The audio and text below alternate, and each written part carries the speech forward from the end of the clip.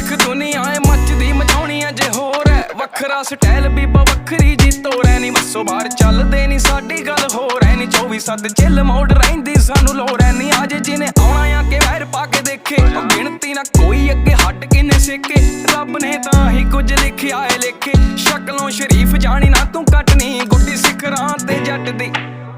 ਉਤੋਂ ਜੱਟ ਤੂੜਾ ਪੱਟਣੀ ਵੇਖ ਦੁਨੀਆ ਏ ਮੱਚਦੀ ਚੱਲ ਪੜ ਜਾਂਦਾ ਅੱਖ ਦੀ ਗੁੱਡੀ ਸਿਖਰਾਂ ਤੇ ਜੱਟ ਦੀ